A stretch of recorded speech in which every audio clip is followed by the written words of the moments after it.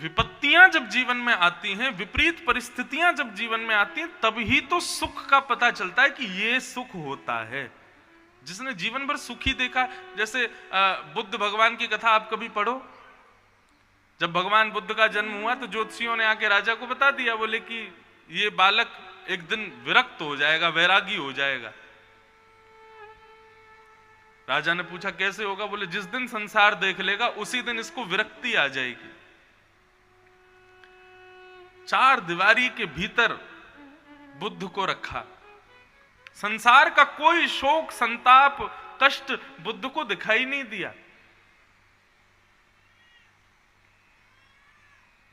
लेकिन एक समय आया, बुद्ध जब बड़े हुए, एक दिन अपने महामंत्री के साथ में निकले हैं, पहली बार राजभवन से निकले बाहर। सब कुछ देखते हैं, छोटे छोटे बच्चों को देख करके मंत्री से पूछते हैं ये कौन है? बोले ये छोटे बच्चे हैं, इनका जन्म हुआ है, अब थोड़े थोड़े बड़े हो गए, खेलते हैं, कूदते हैं, ऊधम मचाते हैं। बुद्ध बोले अच्छा। थोड़ी और आगे गए तो देखा, बोले ये क्या हो रहा है? बोले ये विवाह हो रहा है। वही बालक जब बड़ा हो जाता है तो फिर किसी कन्या से उसका विवाह कर देते हैं। थोड़ी और आगे गए तो जाकर के वहां देखा, सब लोग ध्यान से, सावधानी से सुनो। थोड़ी और आगे गए तो वहां जाकर के देखा कि वही व्यक्ति बड़ी चिंता में बैठा है, बड़ी चिंता कर रहा है। तो बुद्ध ने पूछा मंत्री ये क्या हो रहा है? बोले कि देखो, जब बालक बड़ा हो जाता है, विवाह हो जाता है। विवाह का मतलब क्या होता है? विवाह, वि यानी कि विशेष, वाह यानी कि भार। विशेष प्रकार का भार जब सिर पे आ जाता है उसको विवाह कहते हैं। अभी तक अपना भार ढो रहे थे, लेकिन अब एक एक्स्ट्रा एक परिवार आ गया, उसका भार भी हमको ढोना है। भले ही ढोते नहीं लेकिन हाँ उसकी चिंता तो रहती है। विवाह। आगे चल करके देखा तो देखा बड़ी चिंता में बैठा है। बुद्ध बोले ये क्या हो रहा है? बोले कि अरे महाराज इसका विवाह हो गया ना, विवाह होने के बाद में अब थोड़ी चिंताएं बढ़ गई हैं, थोड़ी अधिकार बढ़ गए हैं, थोड़ी जिम्मेदारियां बढ़ गई हैं, इसलिए अब चिंता में बैठा है। थोड़े और आगे गए तो आगे जाकर के देखा कि महाराज किसी की अर्थी जा रही थी, 4 लोग राम नाम सत्य कहते हुए जा रहे थे। बोले ये क्या हुआ? बोले ये महाराज जी दुनिया का काट्य सत्य, एक दिन सबको इस पे जाना है। हो सकता है बाल अवस्था में खेल आप ना खेलो, हो सकता है युवावस्था में आपका विवाह ना हो सकता है आप चिंता से भी मुक्त रहो, लेकिन ये तो सबके जीवन में होगा, मृत्यु। बुद्ध ने जैसे ही मृत्यु को देखा, बुद्ध बोले एक दिन मैं भी ऐसे हो जाऊंगा, मुझे भी 4 लोग कंधे पे लेके जाएंगे। बोले हाँ महाराज, आया है सो जाएगा, चाहे वो राजा हो, चाहे राजकुमार हो, चाहे कोई भी हो, बच कोई नहीं पाएगा। बुद्ध ने मन में विचार किया, तो फिर हम क्यों ऐसी क्रियाएं करें जिससे दुखी होना पड़े, जिससे विशेष प्रकार का भार सहना पड़े, जिससे संसार के सारे दुख कष्ट जीवन में आवे। जब पाना ही मृत्यु को है तो क्यों ना इस मृत्यु के बाद प्राप्त होने वाले उस अकाट्य सत्य परमात्मा को बचपन से ही भजा जाए। बस उसी समय मृत्यु देखते ही बुद्ध को वैराग्य हो गया, लौट के घर नहीं गए। फिर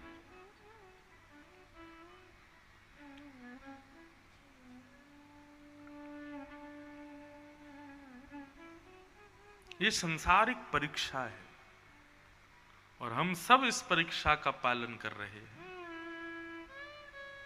संसार में कोई पूर्ण रूपेण सुखी नहीं रह सकता। मैं आपको लिख के दे रहा हूं, चाहे वो महामंडलेश्वर हो, चाहे वो प्रधानमंत्री हो, चाहे वो राष्ट्रपति हो, चाहे वो कोई भी क्यों ना हो, सर्व सुख संपन्न तो संसार में कोई भी नहीं है। हाँ, जैसे कभी कभी लू चलती है ना, तो गर्म हवा के बीच में कभी कभी ठंडी हवा हमको स्पर्श करती है, तो ऐसे सुख कभी कभी दिखाई देता है। और वो कहां दिखाई देता है? जो राम का भजन करते हैं उनमें दिखाई देता है, जो कृष्ण कीर्तन करते हैं उनमें दिखाई देता है। क्यों कथा सुनाने वाले भजनानंदी महात्मा, संत या कथा वक्ता, इन लोगों के पीछे इतनी भीड़ क्यों लगी रहती है? लोगों को लगता है ये परम सुखी हैं, इनके जीवन में सबसे ज्यादा सुख है। अब देखो, बात आपको अंदर की बताऊं तो घर में तो सबके कोई ना कोई विवाद चल ही रहे हैं, पर्सनल जीवन में तो सबके कोई ना कोई विवाद है, लेकिन जब हम घर से बाहर आते हैं, कथा करते हैं, व्यासपीठ पर बैठते हैं, कथा सुनाते हैं और सुंदर वक्तव्य जब देते हैं, उस समय कितनी भी आपत्ति विपत्ति जीवन में हो, सब नष्ट हो जाती है उतनी देर के लिए। अब जहां पे जीवन ही कथा हो, यहां पूरी करके कहीं और जा रहे हैं, वहां से कहीं और जा रहे हैं, पूरे जीवन भर कथा ही कथा, कथा ही कथा, कथा ही कथा लगी हो, ऐसे जीवन में तो परम आनंद है, परम सुख है। मुझे तो बहुत आनंद आता है, मेरी लगातार कथाएं जब होती हैं, लेकिन हमारे संग वाले परेशान हो जाते हैं क्योंकि सबके ब्याह हो गए हैं ना, विशेष प्रकार का भार है सबके ऊपर। कभी कभी बेचारे सब कहेंगे महाराज जी हम भी बाल बच्चे वाले हैं, कभी कभी बीच में छुट्टी दे दिया करो। कई लोग कहते हैं बोले अभी महाराज जी को नहीं पता चल रही, जब इनका ब्याह हो जाएगा तब पता चलेगी, कैसे 2-2 महीना बाहर रहेंगे ये कथा में। कहने का अभिप्राय देखो जो भी है, ऐसे तो हमारे पिताजी महाराज भी तो कथा करते हैं, उनकी तो 2-2 3-3 साल की बुकिंग रहती है। बात केवल ये कि हरि कथा, हरि स्मरण, हरि सेवा, हरि सुमिरन यही एकमात्र सुख देता है। इसके अलावा संसार में आप किसी भी चीज को उठा लीजिए, व्यक्ति सुखी नहीं है उसमें।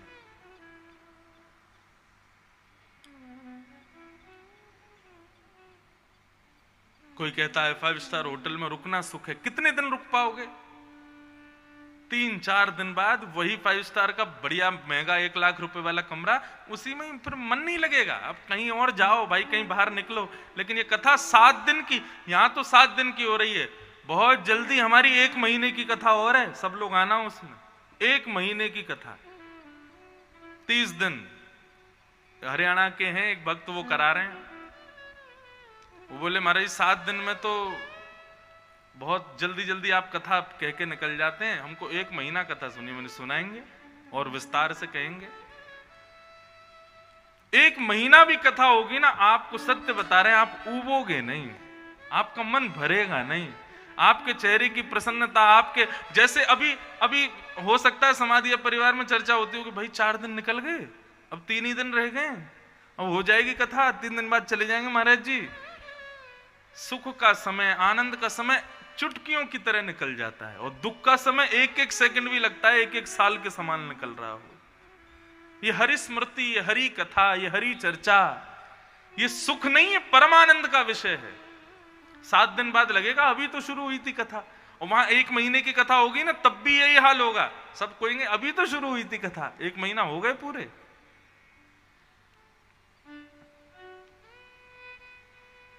संसार में सब जगह विपत्ति, आपत्ति, कष्ट है।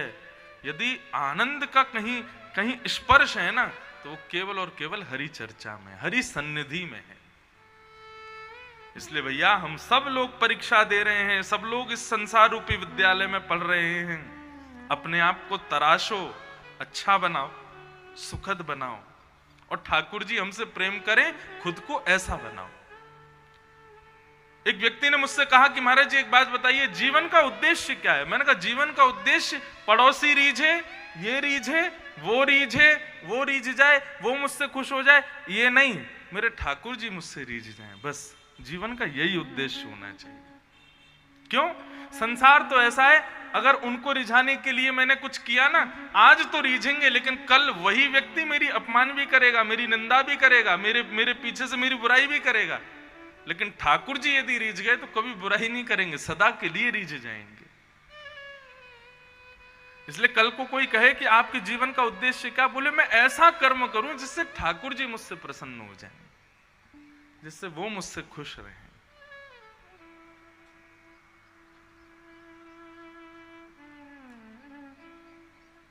जिन भेषा मारो सावरो रीझे, मीराबाई कहती हैं, जिन भेषा मेरो गिरधर रीझे, मैं सो ही भेष धरूंगी, हो मैं तो सो ही भेष धरूंगी, हो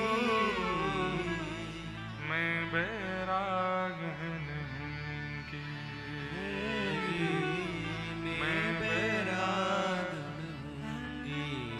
जिन भेषा मारो गिरधर रीझे, सो ही भेष धरूंगी। भीष्म पितामह ने भगवान की स्तुति गाई और स्तुति गाते हुए ठाकुर जी में विलीन हो गए।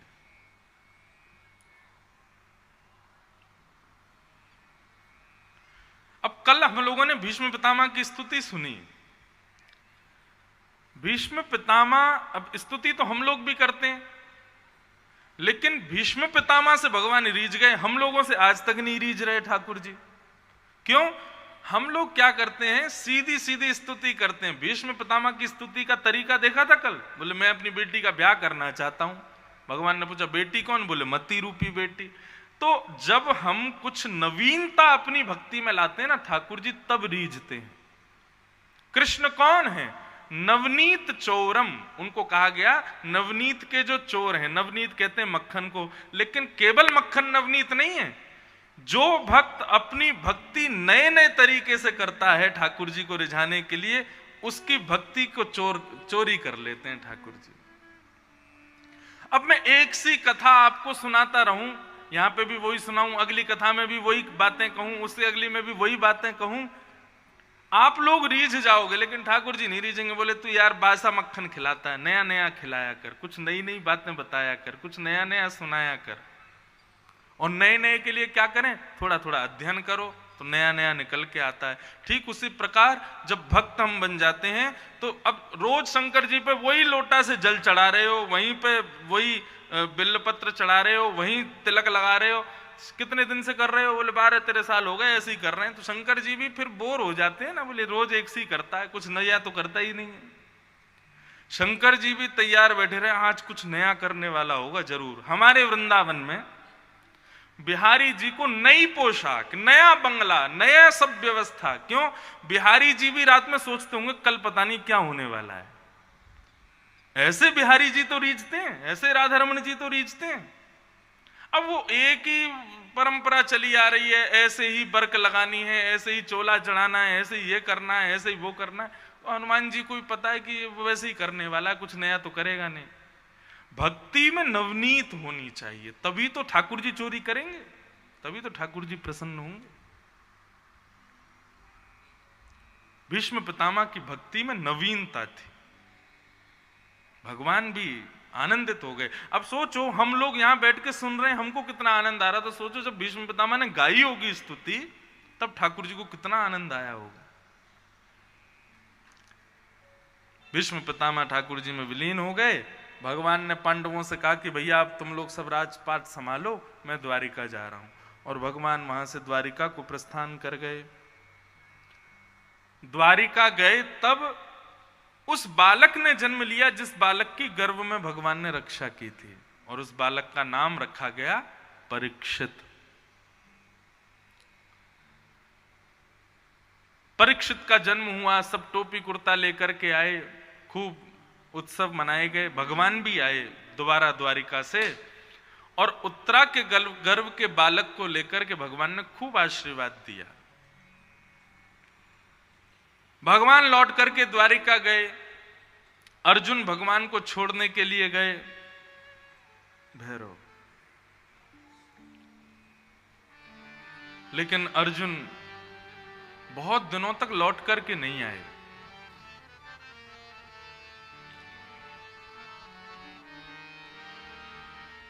चिंता हुई युधिष्ठिर को कि भाई अर्जुन गया है द्वारिका, अभी तक लौट करके क्यों नहीं आया। तब भीम से पूछा कि भैया अर्जुन का कोई पता चला? इतने दिन हो गए अभी तक लौट करके नहीं आया। तभी देखते हैं कि अर्जुन सामने द्वार पर खड़ा है। सिर पर मुकुट नहीं है, वक्ष पर कवच नहीं है। जो एक राजकीय भेष होता है उस भेष से विहीन अर्जुन खड़ा है। अर्जुन की इस मनोदशा को देख करके युधिष्ठिर जी घबरा गए, दौड़ करके गए, अर्जुन ये तुम इतने दीनहीन से क्यों लग रहे हो? तुम्हारे चेहरे का तेज इतना उजड़ा उजड़ा क्यों लग रहा है? तुम्हारे केश बिखरे हुए क्यों हैं? तुम्हारे वक्ष का कवच कहां है? तुम्हारे कुंडल कहां है? तुम्हारे मुकुट कहां है? क्या हुआ? ये स्थिति कैसे हो गई तुम्हारी? अर्जुन ने बताया कि वंचितो हम महाराज हरिणा बंधुरूपिण येन मे पहितं तेजो देव विस्मापनम महत्। भैया थोड़ा गंभीर प्रसंग है, ध्यान से सुनिएगा। भैया महाभारत युद्ध में सदा हमारे साथ रहने वाले, सदा हमारी रक्षा करने वाले, महाभारत युद्ध को ऐसे पार करवाने वाले जैसे कोई गाय के खुर के गड्ढे को लांघ जाता है, ये सारी क्रियाएं करने वाले द्वारिकाधीश श्री कृष्ण हमारे प्राण प्रियतम हमें छोड़ करके चले गए। युधिष्ठिर बोले कहां चले गए? बोले वो अपनी लीला पूरी करके स्वधाम चले गए। बंधुओं एक बात हाथ जोड़ के निवेदन करूं, कभी भी ऐसी भावना मन में नहीं आनी चाहिए कि भगवान भगवत तत्व की, मुझे तो कहने में भी संकोच होता है, लेकिन कई बार मैंने सुना है लोग बोल जाते हैं, ये मरण शब्द भगवान के लिए कभी प्रयोग नहीं करना चाहिए।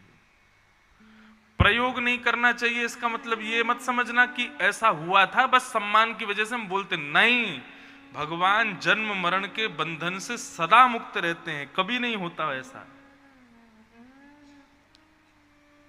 श्रीमद् भगवत गीता में भगवान कहते हैं, जो व्यक्ति मेरे शरीर को पांच भौतिक देह समझता है और ये चिता में जल करके राख हो जाता है, ऐसी भावना जिस व्यक्ति के हृदय में आती है वो व्यक्ति तो अपवित्र है ही, उसको देखने वाला भी अपवित्र हो जाता है। वे भगवान हैं, हम सब लोगों को ज्ञान देने के लिए, सत्पथ दिखाने के लिए, सद्मार्ग दिखाने के लिए, लीला करने के लिए पृथ्वी पर आते हैं, मातृगर्भ में रहते हैं, जन्म कैसे लेना चाहिए वो सब भी करते हैं, लेकिन मृत्यु कभी नहीं होती। बस वे अंतर ध्यान हो जाते हैं, अदृश्य हो जाते हैं, अपनी लीला पूरी करके प्रस्थान कर जाते हैं। एक बार किन्हीं व्यास जी की कथा सुनना था मैं, किसी व्यास की निंदा नहीं है, मैं नाम भी नहीं लूंगा, लेकिन मंच पर बैठ करके वे अपनी कथा में कह रहे थे कि भगवान कृष्ण की जब देह शांत हो गया तो यदुवंशियों ने उनका अंतिम संस्कार किया तो उनका सब जल गया शरीर, हृदय नहीं जला, और वो हृदय समुद्र में बहता बहता जगन्नाथपुरी पहुंच गया, वही हृदय भगवान का जगन्नाथ जी के हृदय में रख दिया। ये बिल्कुल गलत वाक्य है। कभी जीवन में ऐसा वाक्य कोई बोलता हुआ भी दिखाई दे जाए ना, तो एकांत में ले जाकर, सबके सामने मत कहना, लेकिन एकांत में कहना, भैया आपसे प्रार्थना है आज के बाद ऐसा कभी मत बोलना ठाकुर जी के लिए। वह जन्मा है, जन्माद्यस्य, श्रीमद् भागवत का प्रथम श्लोक इसी बात से शुरू होता है, जन्माद्यस्य यतोन्वयाद इतरतः, जो जन्म आदि मृत्यु के बंधनों से इतर है। भागवत का प्रारंभ भी इसी शब्द से होता है और लोग व्यासपीठ पे बैठ के वही बात कह देते हैं। भगवान का पांच भौतिक देह नहीं है, वो चिन्मय शरीर है ठाकुर जी का, उसका कभी अंत नहीं होता, वो सदा सर्वदा के लिए चिन्मय रहता है। अदृश्य होते हैं ठाकुर जी, अंतर ध्यान होते हैं ठाकुर जी। और श्रीमद् भागवत में तो स्पष्ट लिखा है, तिरोधाय प्रविष्टोयम, ठाकुर जी देखते ही देखते भगवान द्वारिकाधीश का विग्रह एक ज्योति बन गया, और ज्योति बनकर के तिरोधाय प्रविष्टोयम श्रीमद् भागवतार्णवम, भागवत के ग्रंथ में प्रविष्ट हो गया।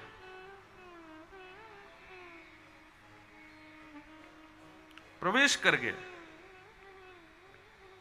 इसलिए आप लोगों से प्रार्थना, खुद भी कभी इस बात को मत कहना कि भगवान का अंत होता है या भगवान के संस्कार होते हैं या भगवान का मृत्यु होती है, और कोई बोलता हुआ भी दिखाई दे। अब सनातन धर्म के लिए लोग जग तो रहे हैं, बोलते तो बहुत हैं, लेकिन किसी से पूछ लो मंच पे आके 2 मिनट बताना सनातन धर्म कहते किसको, कोई नहीं बता पाएगा। सनातन धर्म का मतलब धर्म की रक्षा, और धर्म के बारे में कोई कुछ गलत कहे तो सभा में उसका अपमान मत करो, एकांत में बैठ के समझाओ, भाई तुम भी सनातन धर्मी हो, ऐसी बात कभी मत करना। भगवान मरणासन अवस्था में पहुंचते हैं, ऐसा कभी भी कहना मत। हमारे यहां का पता नियम क्या है, कोई गलती करे तो पहले उसको समझाओ, ना माने तब उसका अपमान करो। हमारे आजकल क्या हो गया है कि सीधे पहले अपमान पे ही उतर जाते हैं, उससे बात भी नहीं करेंगे, उससे कहेंगे भी नहीं, सीधे उसके पोस्टर जलाना शुरू, उसके पुतले फूंकना शुरू, उसके बारे में नारे लगाना शुरू, दंगा करना शुरू। ये हिंदुओं के लक्षण नहीं है। हिंसया दूयते हृदयम यस्य स हिंदू, जिसके हृदय में हिंसा से पीड़ा होती हो वो हिंदू है। हिंदू हिंसा से बचता है, और आजकल हिंसक हो गए सब। और फिर बदले में लोग कहते हैं उन्होंने ऐसा किया था हमारे साथ में, हम क्यों पीछे? अरे तो तुम भी वही हो क्या? हम हिंदू हैं, हमारा स्वभाव राम के जैसा है, रावण के जैसा नहीं। पहले प्रेम से अंगद को भेज के समझाओ, नहीं माने रावण तब चढ़ाई करो। आजकल क्या हो गया, अंगद तो है ही नहीं बीच में, सीधे चढ़ने भागते हैं।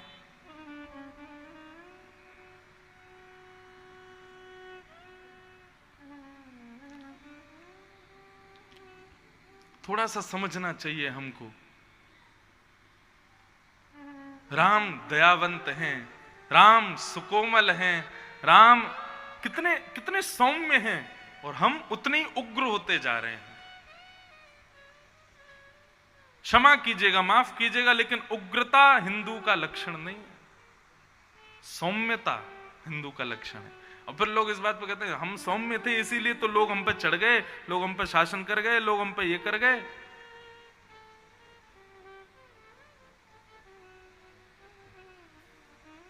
आभूषण सौम्यता है, सौम्य ही होना चाहिए हिंदुओं को। और जब सौम्यता का अपमान हो तब उग्र तो राम भी हुए थे, लेकिन पहले सौम्यता तो लाओ।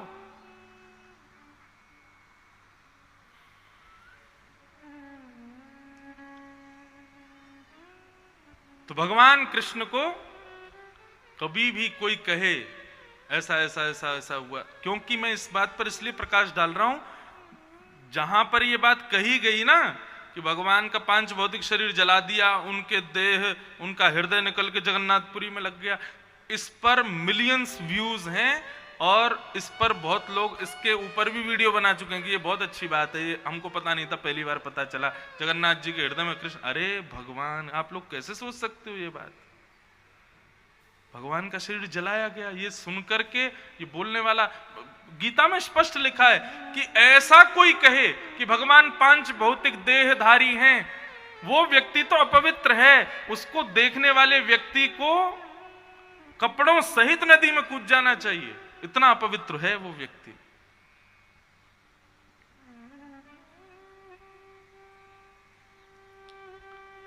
अर्जुन ने कहा कि जो हमारे कृष्ण हैं, जो हमारे प्राणनाथ हैं, वो अपनी लीला पूरी करके चले गए भैया, वो अंतर ध्यान हो गए। और जैसे युधिष्ठिर ने सुना कि श्री कृष्ण अपनी लीला पूरी करके चले गए, अंतर ध्यान हो गए, युधिष्ठिर ने कहा जिनकी वजह से हम राजा बने बैठे हैं, जब वे ही नहीं हैं तो फिर इस राज पदवी पर बैठने का हमारा कोई अधिकार नहीं। छोटे से परीक्षित को जाके राजगद्दी पर बैठा दिया, और समस्त पांडव सब राजपाट छोड़ करके स्वर्गारोहण को प्रस्थान कर गए। मैं अपनी कथाओं में एक बड़ी विशेष बात कहा करता हूं गुरुजनों की आज्ञा से कि बंधुओं, ये 5 पांडव कौन हैं और ऐसा इनके पास क्या है जिसके लिए भगवान इनकी रक्षा करते हैं। देखो, इसको इस प्रकार समझो, हमारे हिंदू वैदिक सनातन धर्म के जितने भी ग्रंथ हैं ना, उन ग्रंथों में बताई गई कथाएं, जिस पात्र की कथा है वो पात्र कोई ना कोई एक स्वभाव है, वो स्वभाव हमारे भीतर भी है। मतलब युधिष्ठिर हमारे भीतर भी है, अर्जुन हमारे भीतर भी है, दुर्योधन भी हमारे भीतर है, रावण भी हमारे भीतर है, कंस भी हमारे भीतर है, राम भी हमारे भीतर है। बस वही बात है कि कौन प्रकट हो जाए, कब प्रकट हो जाए। तो ये पंच पांडव कौन है? युधिष्ठिर, भीम, अर्जुन, नकुल, सहदेव, 5 पांडव। महाभारत के विजेता के रूप में पांडवों का नाम लिया जाता है। और महाभारत क्या है? कोई हजारों वर्ष पहले कुरुक्षेत्र के मैदान पर युद्ध हुआ था और वहां पर कृष्ण ने गीता का ज्ञान दिया था, कौरव पांडव भिड़े थे, पांडवों की विजय हुई थी, महाभारत समाप्त हुआ था? नहीं, सब कुछ हुआ था, लेकिन महाभारत कभी समाप्त नहीं हुआ। आज तक महाभारत चल रही है। आप कहोगे अब तो नहीं चल रही, कुरुक्षेत्र में कुछ नहीं। कुरुक्षेत्र में नहीं हो रही है, ये पूरा भारत, पूरा विश्व ही कुरुक्षेत्र है और हम आप सब लोग ही योद्धा हैं, एक दूसरे से लड़ ही रहे हैं, सबकी महाभारत चल रही है। हम सब महाभारत के योद्धा हैं। बहुत ध्यान से सुनिएगा। लेकिन हमारे पूर्वाचार्यों ने बताया भाई महाभारत में जीत किसकी होगी? पांडवों की होगी। तो हम लोगों को यह पहचान करनी है कि कहीं हम कौरव तो नहीं है। हम पांडव होंगे तो ही इस संसार की महाभारत में जीतेंगे। तो पांडवों के लक्षण क्या हैं, उन लक्षणों को सुनो।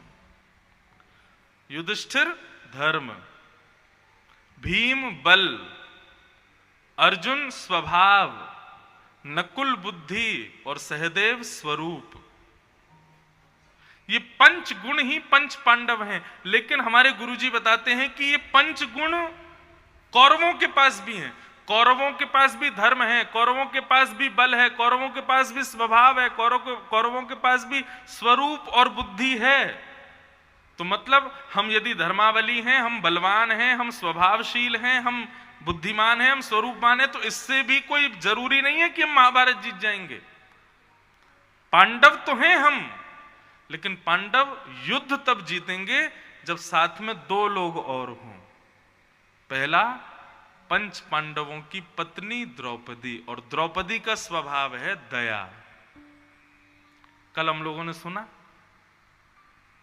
अपने बच्चों के हत्यारे को मुक्त करा देती है अर्जुन के चरणों से। इसका मतलब उसके अंदर दया है। तो मतलब हमारे पास धर्म है, बल है, स्वभाव है, बुद्धि है, स्वरूप है, लेकिन दया नहीं है, द्रौपदी नहीं है। तो द्रौपदी ना होना इस बात का द्योतक है कि हम कौरव हैं। बात समझ में आ रही है? यदि हमारे भीतर दया नहीं है, यदि किसी व्यक्ति के अंदर दया नहीं है, उसके मुंह पे मत बोलना, लेकिन अंदर ही अंदर समझ जाना ये कौरव ही है। क्यों? इसके अंदर दया नहीं। और यदि कोई व्यक्ति खूब बलवान, खूब धर्मनिष्ठ, सब कुछ है, लेकिन दया भी है, तो समझ जाना यही पांडवों में से कोई एक है। दया।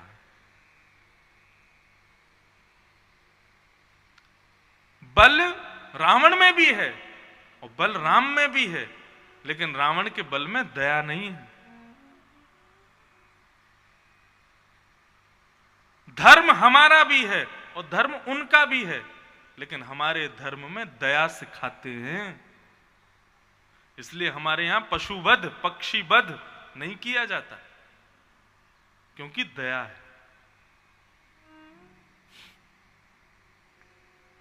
इसलिए महाभारत युद्ध को पांडव कब जीतेंगे? जब दया साथ में हो, यानी कि द्रौपदी साथ में हो। लोग मजाक उड़ाते हैं कई बार, अरे महाराज आपके पूर्वाचार्यों ने क्या किया? मैंने क्या किया? बोले 5 पति 1 पत्नी। मैंने कहा तुमको फिलॉसफी नहीं पता है। वो 5 पतियों के 5 स्वभाव हैं, धर्म, बल, स्वभाव, बुद्धि और स्वरूप। ये 5 गुण हैं मानव के, और इन 5 गुणों के साथ यदि दया यानी कि द्रौपदी ब्याह नहीं करेगी तो 5 भक्षण करेंगे, रक्षण नहीं करेंगे।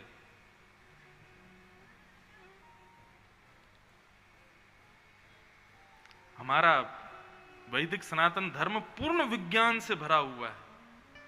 तो पहला तो द्रौपदी का साथ होना जरूरी है, और दूसरा कृष्ण का साथ होना जरूरी है। और कृष्ण कौन? ज्ञान स्वरूप, सौम्य स्वरूप, निर्वैर स्वरूप, निर्द्वंद्व स्वरूप। बहुत सारे स्वरूप हैं कृष्ण के।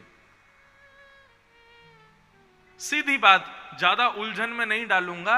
महाभारत युद्ध हम सबका चल रहा है, पांडव और कौरव हमारे भीतर ही हैं, लेकिन हम पांडव कब कहलाए जाएंगे? जब दो लोग साथ में हों, दया और ज्ञान।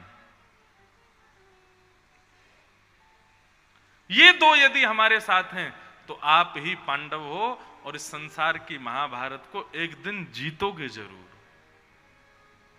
आप कहो किसी ने जीता, खूब जीते, कितने सारे लोग जीत के गए हमसे पहले। श्रीमद जगतगुरु रामानुजाचार्य, श्रीमद जगतगुरु रामानंदाचार्य, श्रीमद जगतगुरु आदि शंकराचार्य। आप कहोगे तो बहुत पुरानी बात है, कुछ नए नए बताओ।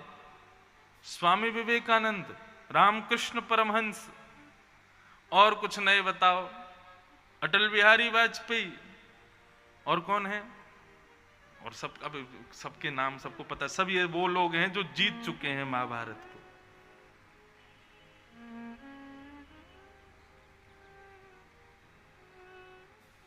बंधुओं, भागवत सुनने का विषय नहीं है, मैं फिर कहूंगा, भागवत चिंतन का विषय है।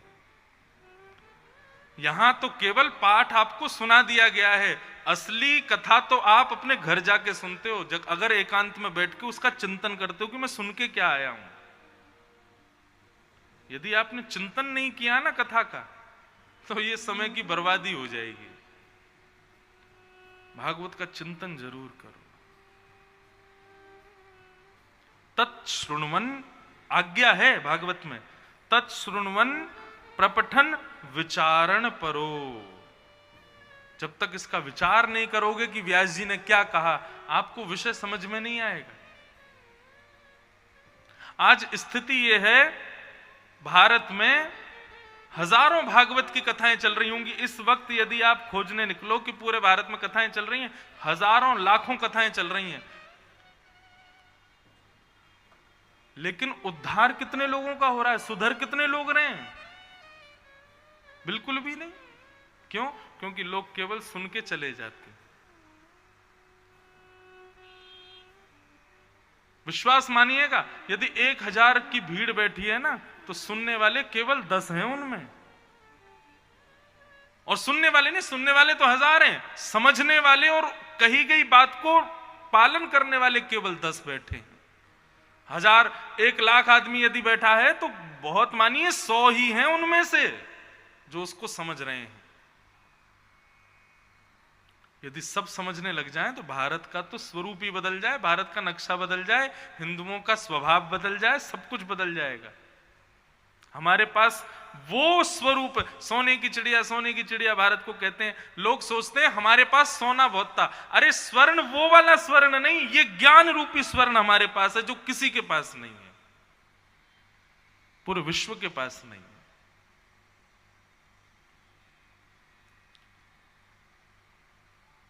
इसलिए पंच पांडवों की रक्षा करते हैं भगवान। ये केवल एक कथा नहीं है, ये एक भाव बताया गया हम लोगों को कि यदि तुम्हारे भीतर ये पंच गुण हैं और तुम द्रौपदी यानी कि दया तुम्हारे पास है, तो कृष्ण तुम्हारे रक्षक हैं, कृष्ण तुम्हारी रक्षा करेंगे। पांचों पांडव स्वर्गारोहण को प्रस्थान कर गए और परीक्षित को राज्य गद्दी पर बैठा गए। छोटे से परीक्षित, भारत का सबसे छोटा राजा है परीक्षित, जो कि अपनी बाल अवस्था में ही राज्य गद्दी पर बैठ गया।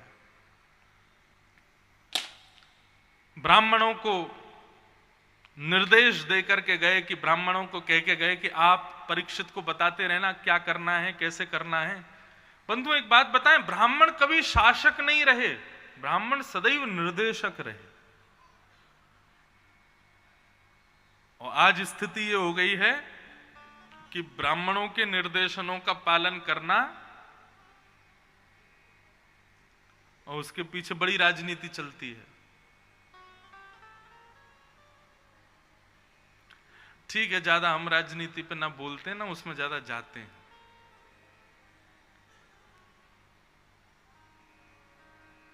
लेकिन ब्राह्मणों को भगवान ने एक विशेष प्रकार की बुद्धि दी है। यदि ब्राह्मण अध्ययन कर ले, ब्राह्मण पढ़ लिख करके विद्वान बन जाए, तो निर्देशन शक्ति ब्राह्मण की सबसे अच्छी होती है। निर्देश करना कि ऐसा करो, ये करो, ये करना चाहिए, ऐसा करना चाहिए। चाणक्य, आद्य गुरु शंकराचार्य, सब अब नाम बोलने में आए तो बहुत नाम आ जाते हैं। निर्देशक के रूप में ब्राह्मण रहे सदैव, और राजा सदैव हाथ जोड़ करके पूछते थे, जो ब्राह्मण कहते थे वही करते थे।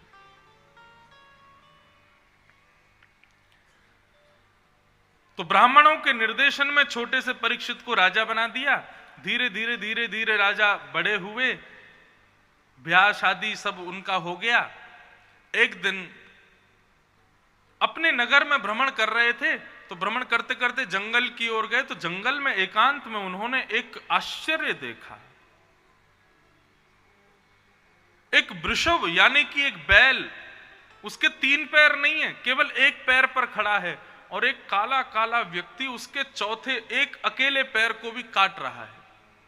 जब ये दृश्य देखा, राजा परीक्षित ने तुरंत तलवार निकाली, मारने के लिए उस व्यक्ति के पास गया। उसने तुरंत चरणों में प्रणाम किया, बोले राजन मुझे मत मारिए, शरण में आए हुए को मारना मना किया गया है शास्त्रों में। तो राजा ने पूछा कि तुम कौन हो और इसके पैर क्यों काट रहे हो? तब उसने बताया, बोले महाराज मैं कलियुग हूं, और ये धर्म है। धर्म के 4 चरण होते हैं। जो लोग अपने आप को धर्मावली कहते हैं, ध्यान से सुनिएगा, धर्म के 4 चरण होते हैं। यदि 4 में से एक भी आपके पास नहीं है ना, तो समझ लेना आप धर्मावली नहीं हो। सत्य, दान, दया और पवित्रता। आपके पास सत्य है तो आप धर्मावली हो, आप दान करते हो तो आप धर्मावली हो, आपके भीतर दया है तो आप धर्मावली हो, और आप पवित्र रहते हो तो आप धर्मात्मा हो। अच्छा, पवित्र का मतलब लोग समझते हैं 2 बार स्नान करने वाले लोग, बढ़िया क्रीम पाउडर लगा के बाल वाल बिल्कुल सेट करके कलब वाले कुर्ता धोती पहन के रहने वाले लोगों को पवित्र कहा जाता है। लेकिन कई बार जल से तन तो साफ हो जाता है, लेकिन मन साफ नहीं होता है। कई लोग तन से तो बड़ा महकते हैं महाराज, इत्र वित्र लगा के परफ्यूम छिड़क करके, लेकिन मन से उतनी ही दुर्गंध आ रही होती है। तन की पवित्रता विशेष नहीं है, भले ही 3 दिन तक मत नहाना, लेकिन मन पवित्र होना चाहिए। हमारे यहां भोजन की शुद्धि, जल की शुद्धि, प्याज लहसुन नहीं खाना चाहिए, ये नहीं करना चाहिए, वो नहीं, क्यों मना किया जाता है? क्योंकि जैसा खाओ अन्न वैसा होवे मन, जैसा होवे मन वैसे होवे विचार, जैसे होवे विचार वैसी होवे क्रिया, जैसी होवे क्रिया वैसा होवे गुण, जैसा होवे गुण वैसी होवे गति। हमारे अन्न के ऊपर हमारी गति निर्भर करती है। इसलिए संत जन कहीं भी खाते नहीं, कहीं भी बैठते नहीं, कहीं भी पीते नहीं, जहां पर देख लेते हैं पहले है योग्य तो ही खाएंगे, है योग्य तो ही पिएंगे। अन्न जल सबकी शुद्धि रखते हैं लोग। आजकल सब जगह इतना मिलावट हो गई है, सब जगह इतना दूषितता हो गई है कि लोग भी बचते हैं कि हम कहीं बाहर ना खाएं, मारना कुछ करें। मन पर बहुत बड़ा असर डालता है आपका अन्न, आपका भोजन। एक संत थे, बड़े बीतराग, एक गांव के बाहर रहते थे कुटिया बना के। हफ्ते में केवल 1 दिन भोजन करते थे, और वो भी निश्चित था। एक बूढ़ी माता जी थी, उनके घर जाते थे, उनके हाथ का बना हुआ भोजन करते थे। वो बूढ़ी माता रुई की बत्ती बना के, दिया बना के बेचती थी। उससे जो धन आता था उससे सब सामग्री खरीद करके और भोजन बनाती थी। एक दिन क्या हुआ, बहुत ध्यान से सुनना। वे संत जैसे ही भोजन किए, भोजन करने के बाद जैसे ही बोले, अच्छा ठीक है मैया अगले हफ्ते आऊंगा, अब जाता हूं, मैं भजन करूंगा। जैसे ही निकले अपने घर से, बूढ़ी माता के घर से बाहर निकलते ही सामने से एक परम सुंदरी एक युवती आ रही थी, परम सुंदरी एक कन्या। लेकिन उन संत की दृष्टि ऐसी नहीं थी कि किसी को सुंदर देखना या किसी को कुरूप देखना, किसी को बलवान, किसी को निर्बल देखना, किसी को धनवान, किसी को गरीब देखना। वो सबको सम देखते थे, समता रखते थे। लेकिन आज जब उस कन्या को उन्होंने देखा तो उनके मन में भाव आया कि अरे ये कितनी सुंदर है, बस इतना ही भाव आया। वो कन्या भी चली गई, वो संत भी आगे को निकल गए। लेकिन बाद में जाके संत को बड़ी चिंता हुई कि मैं कभी सुंदरता कुरूपता देखने वाला व्यक्ति नहीं हूं, मैं सदैव सम रहता हूं। आज मेरे नेत्रों ने किसी को सुंदर कैसे देख लिया, जरूर मेरे मन में कोई विकार उत्पन्न हुआ है। और बोले कहीं ये विकार बहुत बड़ी बीमारी ना बन जाए, इसलिए अभी इसको नष्ट करना पड़ेगा। तुरंत गए मैया के पास और मां से कहे, बोले आज तुमने भोजन में कुछ मिलाया था, बताओ। इतनी सी बात पर हम लोगों की दृष्टि तो ना जाने क्या क्या देखती है, हम कितने शिकारी हैं, कितने वो हैं, अब तो वो विषय ही नहीं है चर्चा का। लेकिन उस संत को केवल कोई सुंदर दिख गया, इस बात पर कितनी चिंता हुई उनको कि मैंने सम क्यों नहीं देखा, मैंने सामान्य क्यों नहीं देखा, मैंने किसी को सुंदर देख क्यों लिया।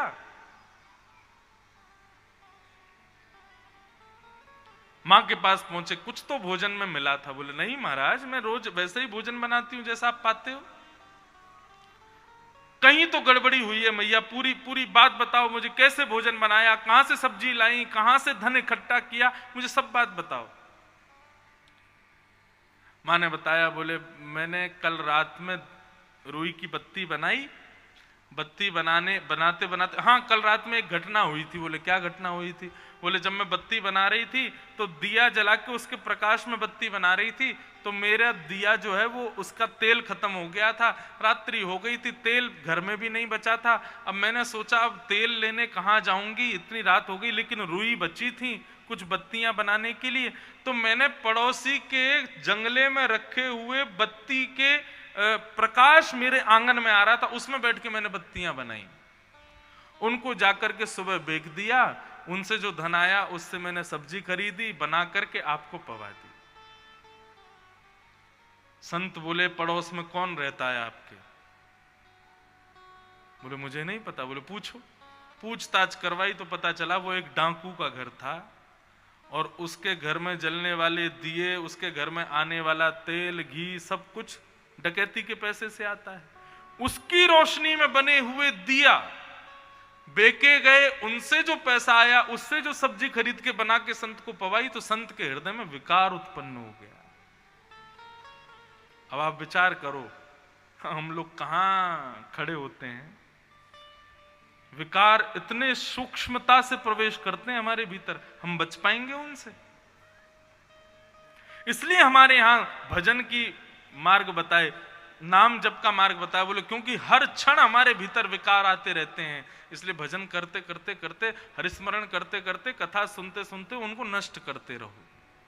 समय समय पर गंगा स्नान करो, तीर्थ यात्रा करो, शरीर को वहां ले जाओ ताकि वहां की वाइब्रेशन, वहां की सकारात्मकता तुम्हारे भीतर की नकारात्मकताओं को नष्ट करे। ये सब विधाएं हैं हमारी पुरानी। तो अन्न से मन पर बहुत बड़ा प्रभाव पड़ता है।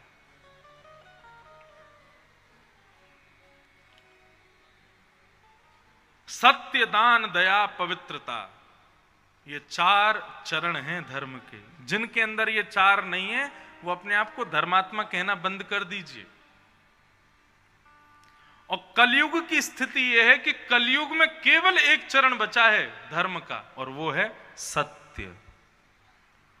ना तो कलयुग में लोगों के अंदर दान बचा है। आप कहोगे महाराज बड़े बड़े दानी हैं, आप जाके ददरुआ में देखो, आप जाके ग्वालियर में देखो, हमारे भिंड में देखो, बड़े बड़े दानी हैं। उनको दानी नहीं कहते जो दान करके दूसरे दिन अखबार में फोटो छपवा लें अपना। उनको दानी नहीं कहते जो दान करने के बाद में 100 जगह गाएं कि मैंने ऐसा किया। आज कलयुग में दानी कैसे कि दान करने के बाद उसको तब तक संतुष्टि नहीं होगी जब तक पूरे गांव को पता नहीं चल जाए कि मैंने दान किया है।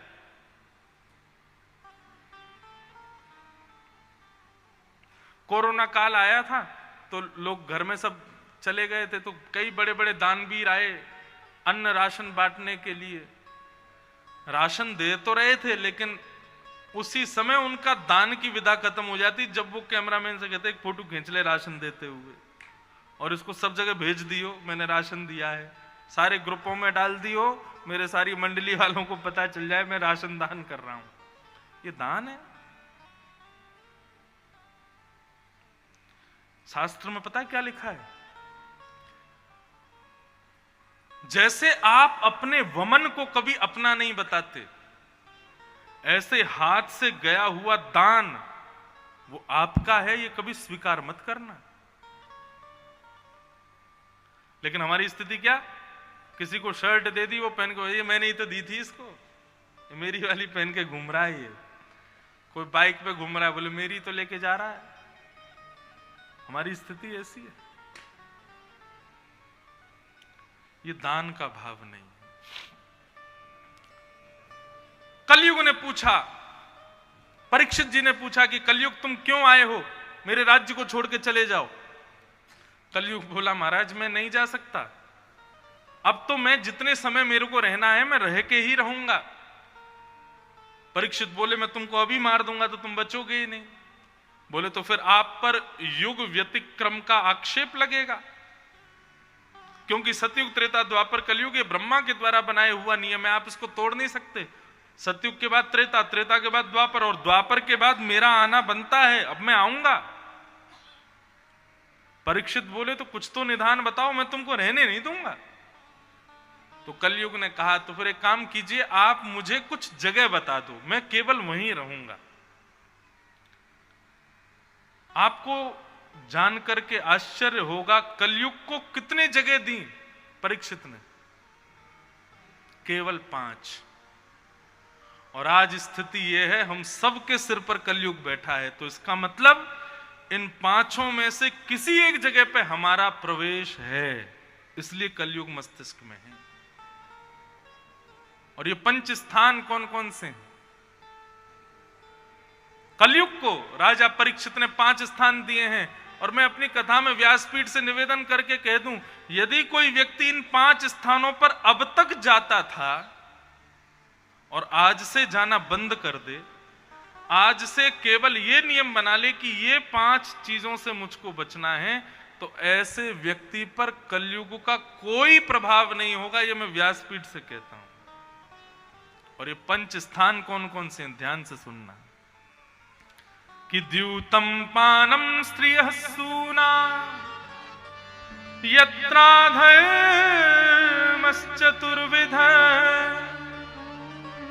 पुनश्च याचमानाय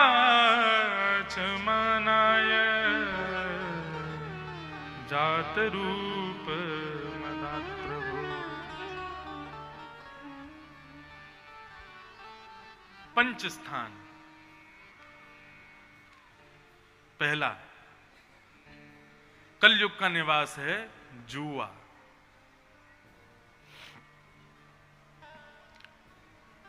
जुआ का मतलब केवल और केवल वो ताश खेलते हैं जो लोग पैसा लगा करके, उसको नहीं कहते। सीधी बात, असद स्थान पर धन को लगाना, धन देना, वो जुए के समान है। तो पहला कलयुग का निवास कहां है? द्यूतम, जुआ। और जुए का सीधा अर्थ क्या होता है? ये शर्त लगाना, क्या होने वाला है, भविष्य की शर्त जो हम लगाते हैं ना, ये सब जुए के समान है। वहां धन का प्रयोग करने पर कलयुग हम में प्रविष्ट होता है। द्यूतम। दूसरा कलयुग का निवास स्थान है पानम। मदिरा पान, सिगरेट पान, तंबाकू पान और जितने भी ये नशीले पदार्थ हैं, इनका सेवन, ये कलयुग का निवास है।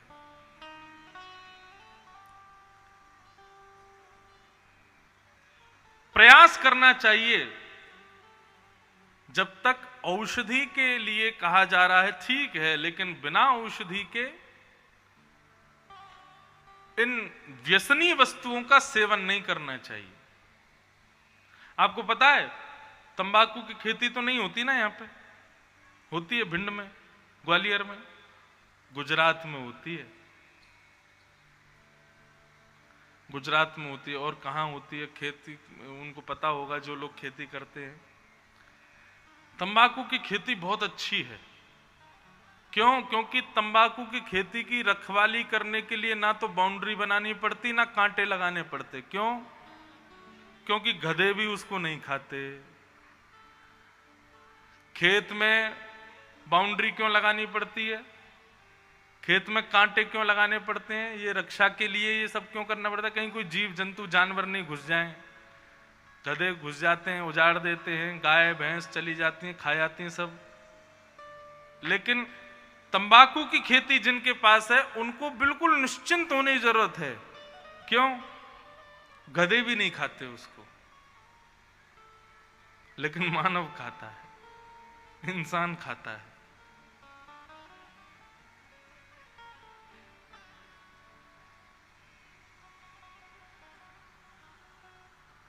वास्तव में मुक्ति पता है किसको कहते हैं? मरने के बाद जो मिले वो मुक्ति नहीं। मेरी दृष्टि में हम अपनी असद स्थितियों से, अपने बुरी आदतों को जिस दिन त्याग देते हैं हम उसी दिन मुक्त हो जाते हैं। हमारी उसी दिन मुक्ति हो जाती है।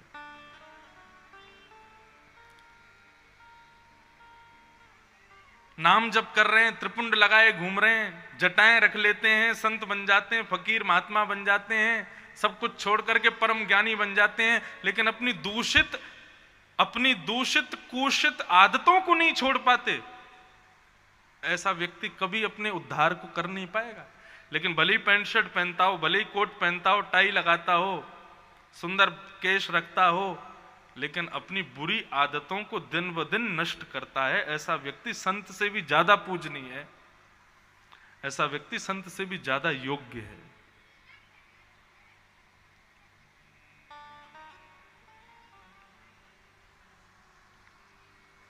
तो पानम ये दूसरा स्थान है कलयुग का।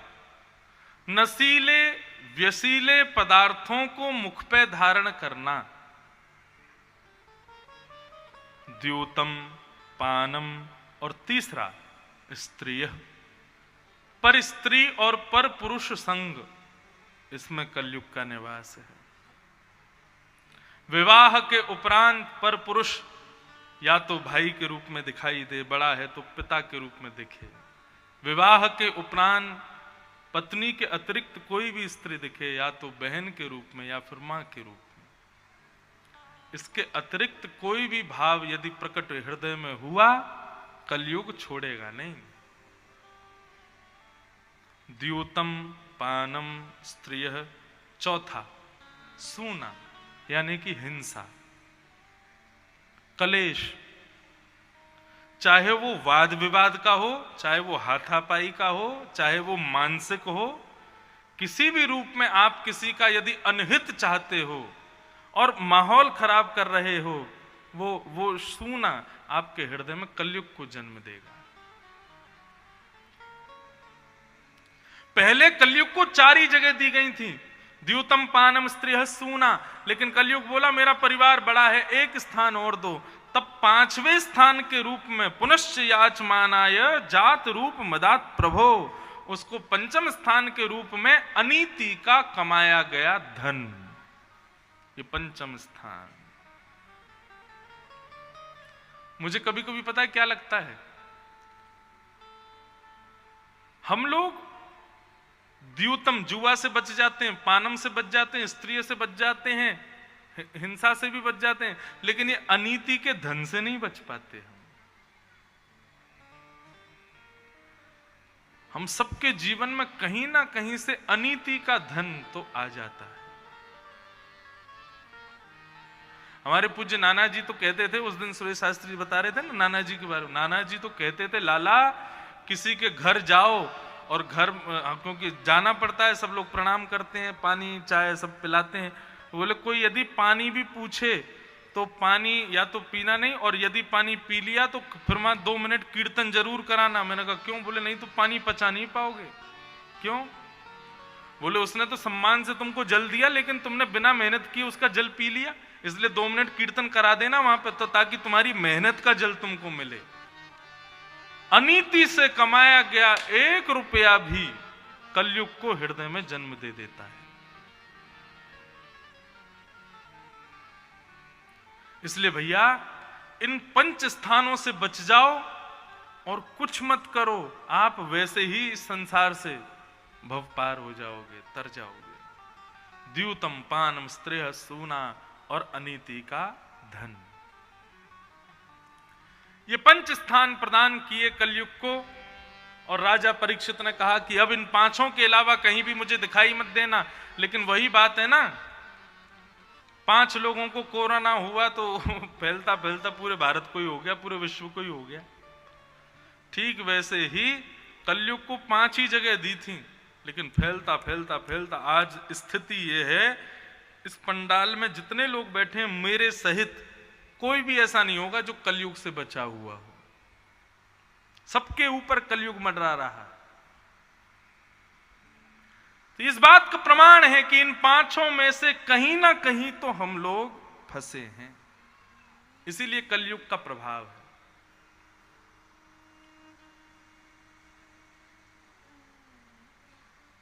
कलयुग को 5 जगह देकर के जैसे ही परीक्षित लौट करके आए, राजभवन में बैठे थे, आज परीक्षित ने मन बनाया कि क्यों ना अपना खजाना देखूं, तहखाने देखूं कैसे हैं सब। और खजाने में जाके, तहखाने में जाकर के सब देखने लगा, सब हीरे जवाहरात मोती सब देख के प्रसन्न हो गया। लेकिन तभी उसने देखा कि उसके खजान कोष में एक मुकुट रखा था, और वो मुकुट जरासंध का था, मगध नरेश जरासंध। और जरासंध ने उस मुकुट को अनीति से बनाया था, राजाओं को अनीति से मारता था और प्रत्येक राजा के मुकुट की मणि निकाल करके अपने मुकुट में लगा लेता था। उस जरासंध का मुकुट था वो। राजा परीक्षित ने केवल देखने के लिए कि मेरे ऊपर यह कैसा लगेगा, उस मुकुट को जैसे ही सिर पर धारण किया, अब वो क्या है, अनीति का धन, बिना मेहनत का धन। जैसे ही राजा ने अपने सिर पर धारण किया, धारण करते ही राजा के अंदर कलयुग प्रविष्ट हो गया। और धीरे धीरे धीरे धीरे राजा के अंदर तामसिकता आने लगी, और राजा परीक्षित जिसने खुद कलयुग को बांधा था वो खुद फंस गया। और राजा परीक्षित के मन में आया, क्यों ना आज शिकार खेलने जाऊं मैं वन में।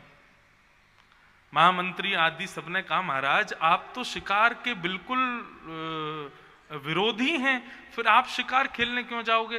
तो आज राजा अहंकार में बोला, अरे मैं राजा हूं और राजाओं को हक होता है शिकार खेलने का, मैं तो खेलने जाऊंगा। सेना भी आश्चर्य करने लगी, बोले राजा परीक्षित बदले बदले क्यों लग रहे हैं। लेकिन ये राजा परीक्षित नहीं बोल रहा है, उनके भीतर प्रविष्ट हुआ कलयुग बोल रहा है।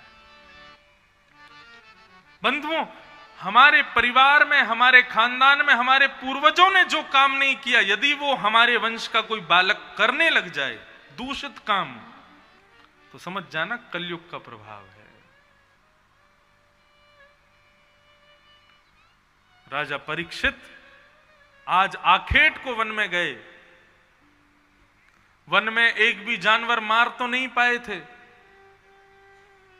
लेकिन धूप के कारण प्यास लगने लगी, पानी पीने के लिए मन में सोचने लगे, कहां जाऊं, नदी पोखर तालाब का जल थोड़ी पीऊंगा। अरे मैं चक्रवर्ती राजा हूं, किसी स्थान पर जाऊंगा, सब लोग पानी का भंडार मेरे सामने प्रस्तुत कर देंगे, उसको पीऊंगा। एक बात कहूं बंधु, अपमान का बोध किसको होता है, बहुत सावधानी से सुनिए। श्रीमद् भागवत का एक एक अक्षर अद्भुत है। अपमान का बोध किसको होता है, मतलब मेरा अपमान हो गया, इन लोगों ने मेरा अपमान कर दिया, ऐसी स्थिति किसको होती है, जिसको बहुत सम्मान की इच्छा होती है। अपमान का बोध उसी को ज्यादा होता है जिसको सम्मान की बहुत इच्छा होती है। कल हमारे एसडीएम साहब मंच से बहुत बढ़िया बोल रहे थे, सबको बता रहे थे, लेकिन बार बार एक दो बात उन्होंने कही कि महाराज जी को इससे कष्ट होगा। मुझे कष्ट किसी चीज से नहीं है, लेकिन मुझे बहुत सम्मान की मुझे इच्छा नहीं रहती। क्यों?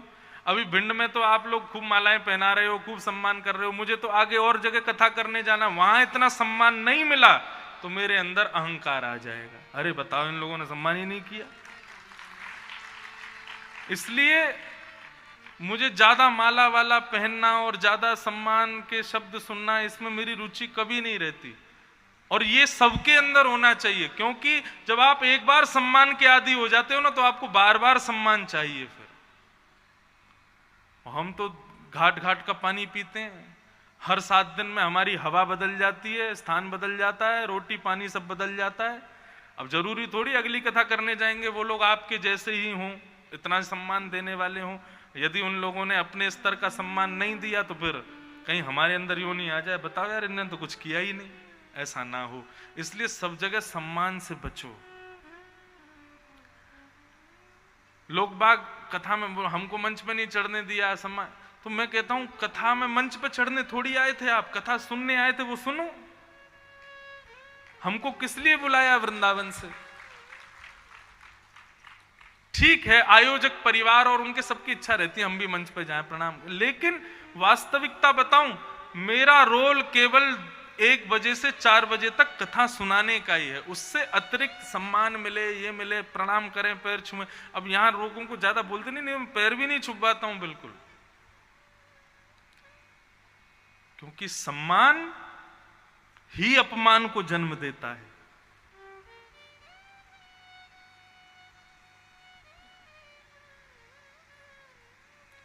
इसलिए जितना हो सके सम्मान से बचो बंधुओं। शास्त्र आज्ञा करते हैं, सम्मानम कलयाति घोर गरलम नीचपुमानम शुधा।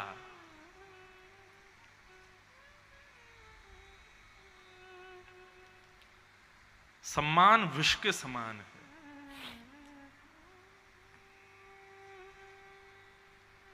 एक बार एक भक्त थे, उनका नाम था माधव दास, जगन्नाथपुरी में रहते थे। परम विद्वान, परम वीतराग, परम भक्त स्वरूप थे, लेकिन सम्मान से बचते थे। और एक बात और कह दूं, सब लोग ध्यान से देखो, इधर देखो, ध्यान से सुनो। यदि जीवन में बहुत सम्मान मिलने लग जाए ना, तो ये समझ लेना ठाकुर जी तुमको दूर कर रहे हैं अपने से। जो ठाकुर जी के समीप रहता है ना, ठाकुर जी उसको संसार के सम्मान से बचा के रखते हैं। और यदि संसार का सम्मान मिल रहा है तो इसको ये खेल ही समझना, ये ठाकुर जी जानबूझ के मुझे बहुत सम्मान दिलवा रहे हैं, इनसे बच के रहो। तो एक भक्त हुए माधव दास। माधव दास जी इतने अच्छे भक्त थे भगवान जगन्नाथ जी के, कि वो जब मंदिर में प्रवेश करते थे ना, तो माधव दास जी को देखते ही जगन्नाथ भगवान की प्रतिमूर्ति झूमने लग जाती थी। इतने आनंदित होते थे भगवान की, माधव दास को देखते ही झूमने लगते थे।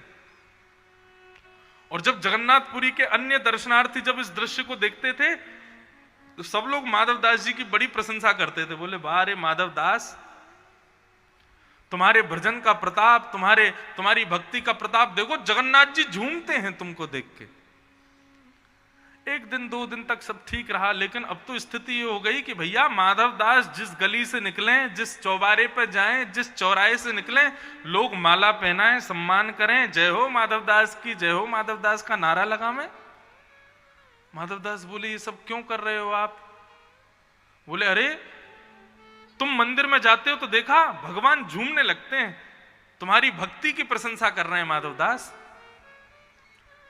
माधव दास समझ गए, बोले ये सब जगन्नाथ जी का खेल हो रहा है। जगन्नाथ जी मुझे इतना सम्मान इसलिए दिलवा रहे हैं ताकि मैं सम्मान का ही आदी हो जाऊं। सम्मान भी एक व्यसन के समान है। जैसे सिगरेट एक बार मुंह पे लग जाए, मदिरा एक बार मुंह पे लग जाए, तंबाकू एक बार मुंह पे लग जाए तो फिर छूटता नहीं ना, ऐसे सम्मान एक बार लग गया ना, वो छूटेगा नहीं। बार बार इच्छा होगी, मिले मिले मिले मिले मिले। सिगरेट का नशा, तंबाकू का नशा, ये नशा वो नशा, तो फिर भी लोग घर वाले पीट पाट के छुड़वा देंगे, लेकिन सम्मान का नशा ये कभी नहीं छूटता, ये जीवन पर्यंत रहता है। और ये बात निश्चित है, लिख लीजिएगा कहीं पर, अपमान का बोध उसी को होता है जिसको सम्मान की बहुत इच्छा होती है। उसी को बात बात पे लग जाए, अरे मेरा अपमान कर दिया, अच्छा मुझे पूछा नहीं, शादी में फूफा जी मुंह फुलाए घूमते हैं, क्यों भूल रहे हो, मुझसे किसी ने रोटी की पूछी ही नहीं। अरे आपने रबड़ी खाई? बोले मुझे किसी ने बताया ही नहीं। अरे भाई माँ तो सब लगे थे, आप खा लेते अपने आप ही। नहीं, ऐसे कैसे कहा? हम फूफा हैं परिवार के, पूछा क्यों नहीं हमसे? और जो भी फूफा जी बैठे हों बुरा मत मानना, वैसे जीवन में एक बार तो सब फूफा ही बनेंगे।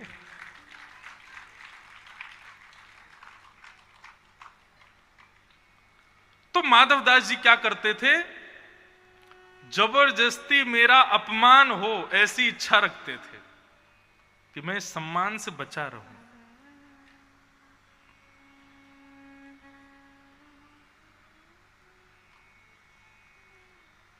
तो पूरी जगन्नाथपुरी में घूमने लगे और घूमते घूमते ढूंढने लगे कहां मेरा अपमान होगा।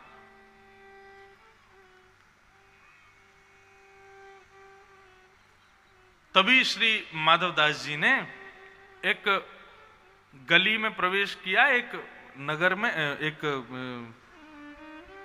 गली में। तो गली में अंदर जाकर के देखा कि एक बूढ़ी माता वो पूरी गली के बच्चों के पीछे डंडा लेके भाग रही है, सबको मार रही है, सबसे चिढ़ रही है, किसी को गाली दे रही है, किसी को सुना रही है, किसी पे पत्थर फेंक रही है, और सारे गली के लोग उसी को ही कोस रहे हैं। बोले कि भैया ऐसी लड़ाकू है, ये सबसे लड़ती है, सबको मारती है, सबसे चिल्लाते बोलती है। माताएं अपने बच्चों को संभाल के रखती हैं, बोले उसके सामने से मत जाना, वो लड़ाकू मैया रहती है, वो सबको मारती है, जबरदस्ती लड़ती है सबसे। माधवदास जी बोले बस मिल गया मेरा यजमान, ये मैया सबसे बढ़िया, इसी के यहां जाऊंगा मैं। माधवदास जी पहुंच गए। माधवदास जी जैसे ही पहुंचे, मैया बोली कहाँ है रे बाबा, क्यों आए हो? बोले मैया हम माधवदास हैं, हम खुद बना के भोजन नहीं करते, किसी के भी घर चले जाते हैं तो भक्त लोग जो हमको दे देते हैं रोटी सब्जी दाल चावल, हम खा लेते हैं। तो आज इच्छा हुई आपके घर खाने की, तो आप कुछ भोग प्रसादी हो तो दे दो। मैया बड़ी लड़ाकू तो थी लेकिन थोड़ी सी भक्त भी थी। तो उसने कहा अच्छा ठीक है बैठो, लाती हूँ। अंदर से थाली सजा के लाई, दे दिया। माधवदास जी जो भी मिलता था उसको जगन्नाथ जी को मन से ही निवेदित करते, हे जगन्नाथ भगवान भोग लगाओ फिर मैं पाऊंगा। जगन्नाथ जी का भोग लगा के पाने लगे। पा करके माधवदास जी चले गए। अब दूसरे दिन माधवदास जी फिर आ गए। एक आध बार तक तो ठीक रहता है, लेकिन तीसरी चौथी बार जब माधवदास जी आए, मैया बोली इस पर कोई और काम नहीं है, घूम फिर के मेरे घर आ जाता है, इसको पूरे जगन्नाथपुरी में और किसी का घर नहीं मिला। मैया का थोड़ा गर्म होना शुरू हुआ। ए बाबा, ए तुमको कोई और जगह नहीं मिलती, रोज रोज यहीं आ जाते हो? क्या बताएं मैया, आप इतना स्वादिष्ट भोजन बनाती हो कि और कहीं पाने की इच्छा नहीं होती। वास्तव में माधवदास जी जा तो इसलिए रहे थे कि ये मेरा अपमान करे कैसे भी। मैया बोली अच्छा स्वाद आता है तुमको भोजन में? बोले हाँ। आज मैया भीतर गई, दाल में जबरदस्ती एक्स्ट्रा नींबू निचोड़ दिया, सब्जी में ज्यादा मिर्च डाल दी, कहीं नमक डाल दिया। बोले आज सबका रूप बिगाड़ दूंगी, इसको खाने में जब मिर्च लगेगी, नींबू का स्वाद ज्यादा आएगा, नमक ज्यादा आएगा, तो अपने आप कल से आना बंद कर देगा। लेकिन माधवदास जी बड़े चतुर, जैसे ही उन्होंने दाल खाई तो नींबू थोड़ा तेज था, तो मैया ने पूछा कैसी लगी दाल? माधवदास जी बोले आज तो और दिन से भी बढ़िया बनी है मैया, आज तो कमाल कर दिया आपने, क्या जोर की दाल बनाई है। मैया बोली ये काम तो चल नहीं रहा है, बाबा रोज रोज आ जाता है मेरे घर भोजन करने। एक दिन मैया बड़ी चिड़ी बैठी थी, बोले आज यदि माधवदास आया तो उसको पकड़ के बांध के उसको मारूंगी। इतने में ही माधवदास जी आ गए, माते भिक्षाम देही। तो मैया गोबर का चौका लगाते हैं ना कच्चे घरों में, तो एक कपड़ा लेके उसमें मट्टी और जल से चौका लगा रही थी गोबर का। और चौका लगाते लगाते इतने में ही माधवदास जी माते भिक्षाम देही। मैया ने वही गोबर के चौके का पोंछा उठाया और पकड़ करके मारा, बोले ये ले भिक्षा। माधवदास जी के मुंह पे आके लगा अब भिक्षा में जो मिले सब स्वीकार करना चाहिए। माधवदास जी के जैसे मुंह पे पोंछा लगा, माधवदास जी बोले हाँ अब आई बराबर की बात, बहुत सम्मान मिल गया था, अब अपमान हो गया ना, अब थोड़ा बराबर हो गया, अब लेवल ठीक हो गया है, लेकिन अब क्या करूं, मैया ने तो पोंछा दिया, आज भिक्षा में अब भिक्षा जो मिले पानी चाहिए, इसको कैसे पाऊं? और भिक्षा में जो भी मिलता था माधवदास जी पहले जगन्नाथ जी को निवेदित करते थे, फिर स्वयं पाते थे। अब पोंछा जगन्नाथ जी को कैसे निवेदित करूं? माधवदास जी गए, समुद्र के किनारे जाके पोंछा को धोया, धो करके उसको सुखा दिया, बीच में से फाड़ करके उसके सारे रुएं अलग अलग कर दिए, और रुएं अलग करके बढ़िया हाथ में मल करके दिया बनाया, घी में बोर करके अग्नि प्रज्वलित करके जगन्नाथ जी की आरती उतार दी। हो गई भिक्षा समर्पित।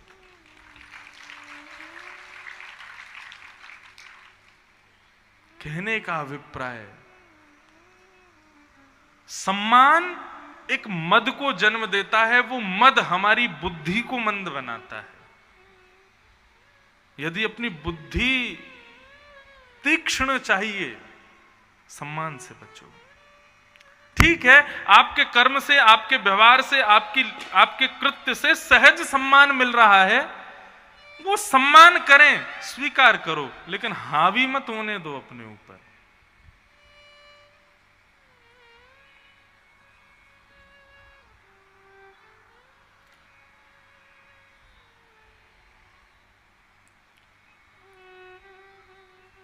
राजा परीक्षित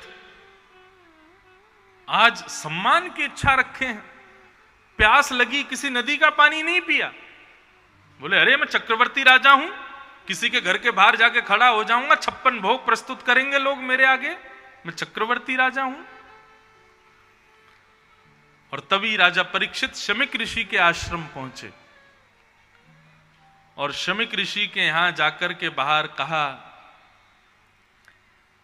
हे ऋषिवर, चक्रवर्ती राजा परीक्षित तुम्हारे द्वार पर खड़ा है, प्यास लगी है, जल पिलाओ। लेकिन शमीक ऋषि समाधि में बैठे थे, समाधि में होने के कारण सुन नहीं पाए कि कौन बुला रहा है। एक दो बार आवाज लगाने पर भी जब शमीक ऋषि ने कोई प्रत्युत्तर नहीं दिया, राजा परीक्षित को अपने अपमान का बोध हुआ कि मेरा अपमान हुआ है। और अपमान बोध होते ही राजा परीक्षित बोले, अच्छा चक्रवर्ती राजा खड़ा है, जल के लिए पूछ रहा है, और तुम अभी भी नाटक कर रहे हो, नौटंकी कर रहे हो, आंख बंद करके समाधि में बैठे हो।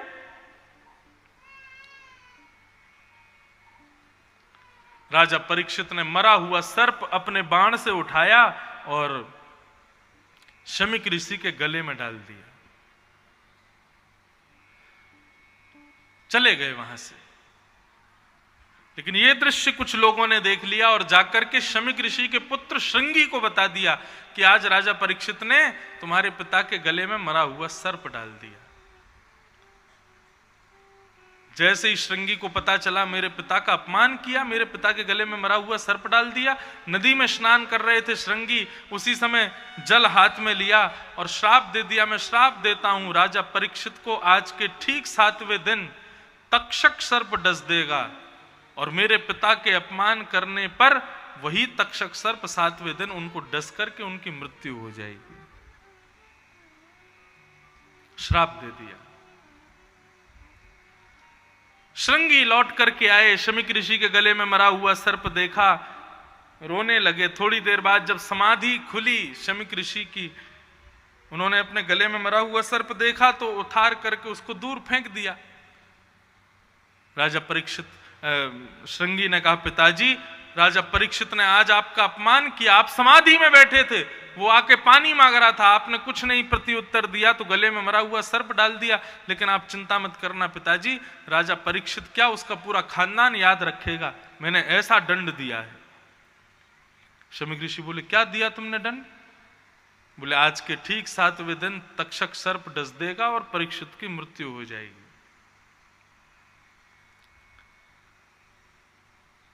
शमीक ऋषि बोले, पुत्र ये तूने ठीक नहीं किया। वैद्य क्या करता है? रोगी को नहीं, रोगी के रोग को दूर करता है। लेकिन वो वैद्य उचित नहीं जो रोगी को ही मार दे। क्या हो गया? बोले फोड़ा हो गया। बोले बैठो, उसने ऐसी महाराज इंजेक्शन लगाया कि फोड़ा क्या पूरा उसका शरीर ही शांत हो गया। ऐसा वैद्य उसके पास कोई जाएगा कभी? जो रोगी को ही खत्म कर दे। वैद्य का स्वभाव होता है वो रोग से बैर करता है, रोगी से नहीं। हम गुरुजन हैं, हम ब्राह्मण जन हैं, हम संत जन हैं, हमारा स्वभाव है सामने वाले व्यक्ति के अंदर जो अवगुण है उस अवगुण से बैर करो, व्यक्ति से नहीं। हमारे यहां पुलिस प्रशासन में कैदियों में, उसमें जेल में कैदियों को रखा जाता है। जब वो जेल जाता है ना, तब सब लोग उससे हिंसा, उसके प्रति कैसी भी भावना रखते हो, लेकिन उसको जेल भेजा क्यों जाता है पता है? जेल बड़ी अच्छी जगह है, लेकिन जाना नहीं चाहिए, ऐसा काम नहीं करना चाहिए कि वहां जाना पड़े, लेकिन जगह बुरी नहीं है जेल। जेल क्या है? वॉशिंग मशीन के समान है। जैसे कपड़े गंदे हो जाएं तो वॉशिंग मशीन में डाल दो, वॉशिंग मशीन उटाक पटक करके उसके सारे मैल निकाल देगी, स्वच्छ करके बाहर कर देगी। ठीक वैसे ही जेल है, वहां पे कैदियों को भेजा जाता है, दूषित लोगों को भेजा जाता है, उनकी थोड़ी पिटाई भी होती है, फिर उनसे कुछ काम वाम कराए जाते हैं, उसके बाद में उनको स्वच्छ कर दिया जाता है। जैसी गलती का बोध होता है स्वच्छ हो जाते हैं, उनकी सजा माफ, उनको छोड़ देते हैं। अभी बक्सर में मेरी कथा थी, तब मैं जेल दर्शन करने गया था। इसलिए गया था क्योंकि वामन भगवान का वहां मंदिर था और वो जेल के अंदर था, तब मैं अंदर गया था। तो वहां पे मुझे बता रहे थे जेलर वगैरह भी सब कि महाराज जी हमारे यहाँ जैसे सजा हुई, 6 साल की सजा, 8 साल की सजा या जो भी सजा मिलती है, यदि कैदी अच्छा परफॉर्म करता है, कैदी थोड़ा सुधरा हुआ दिखाई देता है, तो उसकी सजा भी कम कर देते हैं और सजा माफ करके उसको जल्दी मुक्त करते हैं।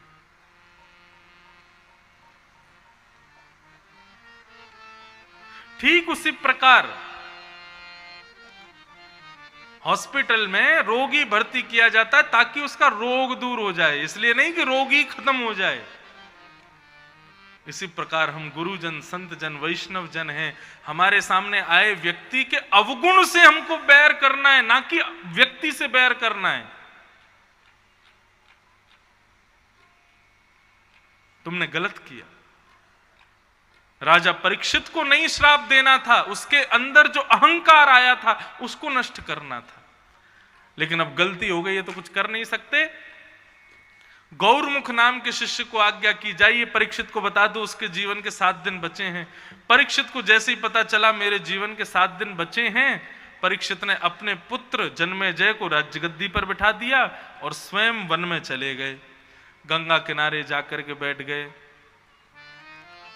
सारे संत इकट्ठे हो गए और सबने परीक्षित को मुक्ति का कारण बताया।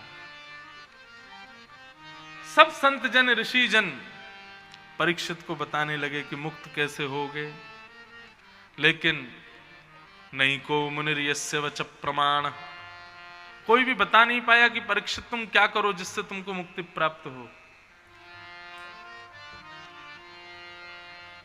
तभी वहां पर श्री सुखदेव जी महाराज का आगमन हुआ कि तत्रा भवद भगवान व्यास पुत्रो यदिच्छया गामटमानो नपेक्ष अलक्षलिंगो निजलाभ तुष्टो व्रतश्च बाले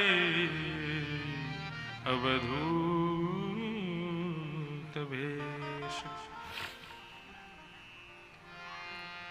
सुखदेव जी महाराज का आगमन हुआ। सुखदेव जी के आते ही परीक्षित ने चरणों में प्रणाम किया और प्रणाम करते हुए कहा, हे नाथ, मेरे जीवन के केवल 7 दिन बचे हैं, मुझे मुक्ति कैसे प्राप्त हो, कृपा करके मुझे बताइए। और परीक्षित के इस प्रश्न पूछने पर सुखदेव जी अब उत्तर देते हैं, मानो परीक्षित श्री सुखदेव जी के चरणों में यही प्रार्थना कर रहे हैं। हम लोग भी सुखदेव जी से यही प्रार्थना कर रहे हैं।